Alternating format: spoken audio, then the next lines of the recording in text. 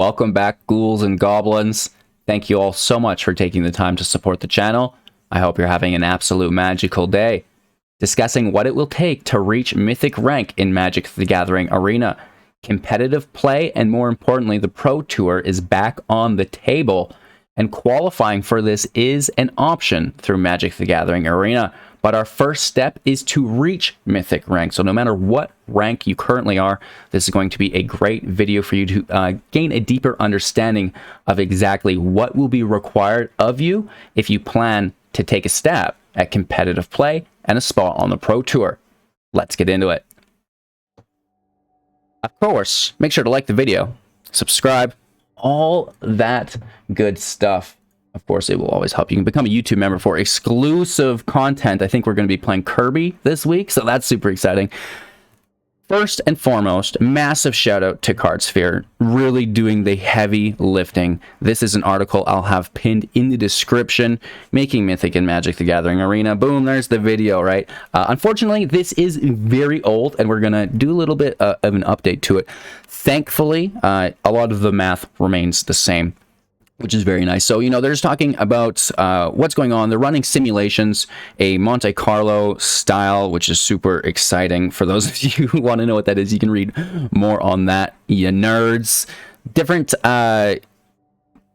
variables, I guess we should say. A fixed win percentage, whether it's 55, 60, 65, 70, across all tiers and ranks between, they're running between 20,000 and 2 million iterations for the simulations. The fixed win rate is getting 2 million simulations, so that's absolutely insane. This data is very, very accurate, which we're going to discuss that later, because we'll compare my results as I just hit Mythic rank number 9 to the projected results, how I'm projecting how I'll spend my time for those first couple days of the season, right, which is super exciting.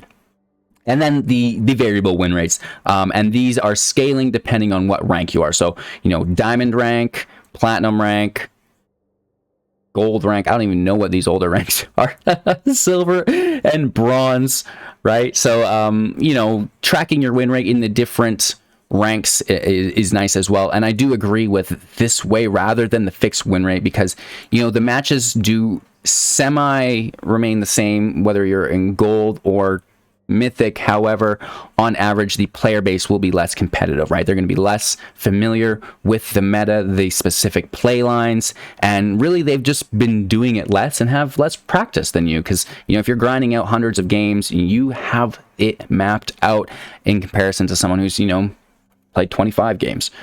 And then talking about the Gaussian distribution, you know, more math here. This is like a curve, a bell curve, I guess. I don't know. I'm not smart enough, you guys. I can only count to 4, which is why I'm so grateful for all of this math that's already been done. Because I woke up this morning, it's like, man, I got to figure this out. And, you know, we hit the Google machine, and lo and behold, I think this is good enough. And then comparing it to my own numbers, again, in a second, it's spot on. So here's the chart. This is what it's all about. The holy chart here, your win distribution, we just talked about that in the different ways that they're running the simulations. 50%, 60%, 65, 70 fixed win rates. You can track your win rate through a Magic the Gathering Arena tracker. I'm using MTG Assistant. There are so many of them out there, you know, take your choice. And then the different variables, again, being discussed above. I believe I'm a variable 2 above average. Ayo. Not quite top tier, sadly. I wish. And then these others as well. Just running variable 2 for my comparison data. It would be a lot to get into to go through them all, but if we scroll over again to the top, I just am concerned with platinum to diamond and diamond to mythic. However, the chart is mapped out all the way from bronze. So whatever your starting rank is, you're going to be covered here with this information. And we will also discuss the rank resets, which you'll want to use to your advantage, because it's okay if you can't go from bronze to mythic in 1 month. It could be more time than you have available to commit to the game, but you can space it out through the rank resets, taking that to an advantage and just working your way up month by month by month until you're in a place where you can just reach Mythic every month, like myself, going from Platinum to Diamond, and then Diamond to Mythic, as I don't even see those older ranks. That's why I forget what they are. Anywho, we told ourselves we were the variable 2. So if we scroll through there, we're playing 129 and 89, which is like 218 plus the 219 and a half. Let's say 220 games.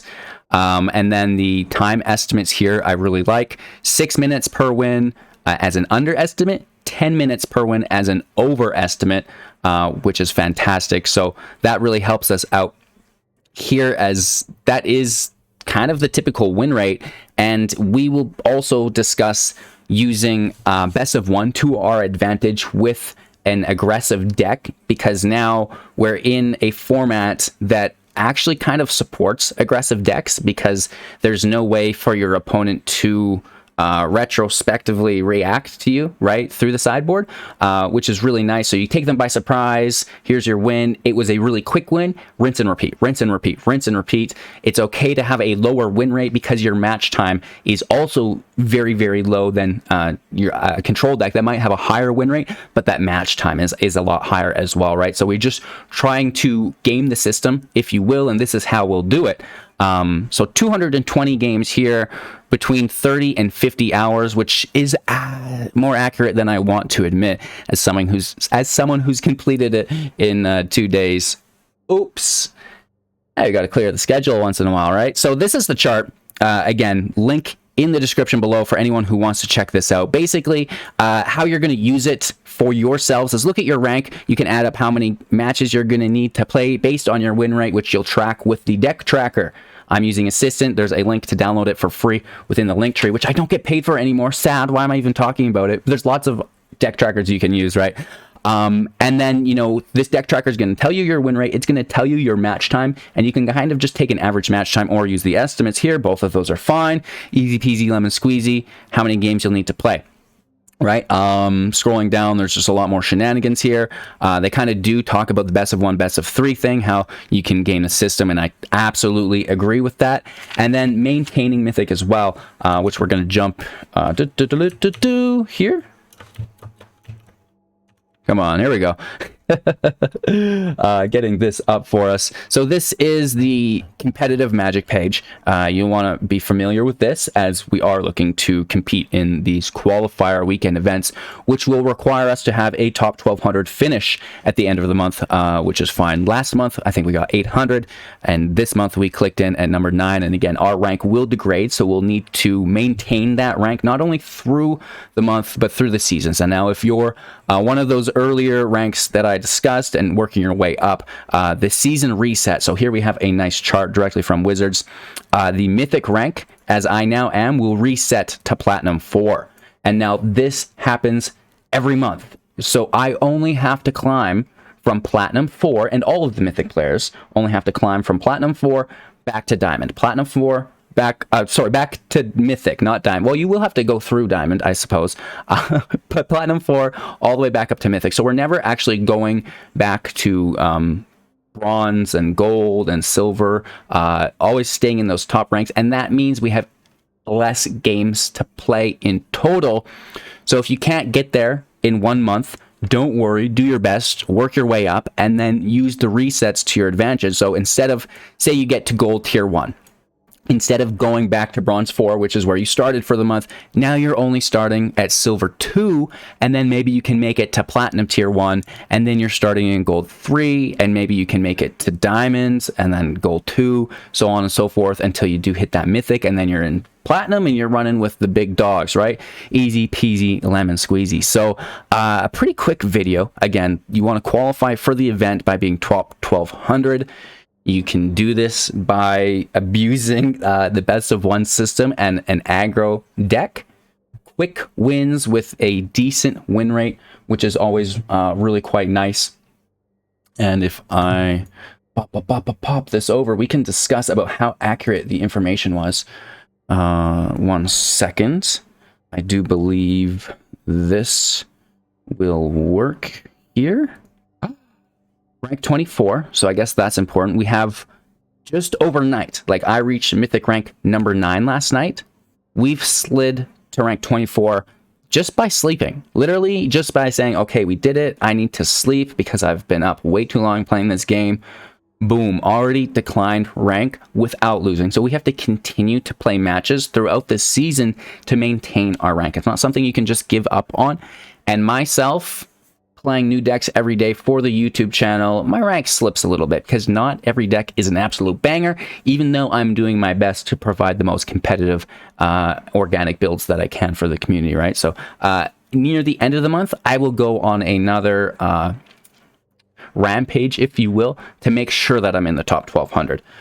With that being said, just keep playing your favorite deck. The more games you play, the better rank you'll have at the end of the season, because you're not just competing against the rank system, you're competing against everyone around you. So you need to have played more games and with your win rate than those around you. Because if you have a 60% win rate, someone around you has a 60% win rate, but they've played more games than you, boop, they're going to be like heavier or weighted than you are within the ranking system.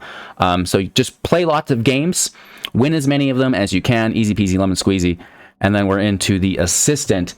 So I'm the second person to reach Mythic within Team Ether, which is nice. Of course, there's many more people as I reach number 9, so we know there's other Mythic people ahead of me. And then it gives us our total games played for the season here, and also our win rate. So 126 wins, 88 losses, which is like 214 games, I think, and then a 58.88% win rate, so just under 60%. And at the start of the season, you really are playing against the best players who are racing to Mythic, and you're playing against them a lot, like back to back to back, playing against the same opponents many times on our race here, which is super exciting. And then I guess we could go into our stats if you're interested. New deck 1, 2, 3. What? At a 60% win rate overall, we had that amazing 17-1 start with it. So I guess it was 17-0, and then we started to kind of lose hope. And you know what this was? It was playing hours that we shouldn't have been playing. Playing that 10-12 hours straight, you're not necessarily going to have the decision making and problem solving that you would fresh in the day. You just woke up, you've got all your stuff done, you're high energy. This is so much better to play your matches here if you're looking to be competitive than after all of your chores. You're late, you're tired, like, oh man, just can I go to bed already? So a little bit distracted, and we can sense that. So scrolling through the matchups for our time into Mythic here, what I love to do here is just look at the bottom decks. Let me scroll myself down a little bit. These are the most competitive decks, in my opinion. The ones that I can't beat. This Rakdos deck with the Meat Hook, with the Anvil, oh my gosh, it's so annoying. With the mono white deck that we did use, Redain's Shield basically stops the Anvil in its tracks, but it still gains life. And now you've got to deal with the Meat Hook because loss of life is not damage, which you can't stop. It is so frustrating. So going 6-10 against this deck, it was probably the most aggressive deck other than other mono white decks, which they're all using the old version, so that's fine. All right, cleaning the house there.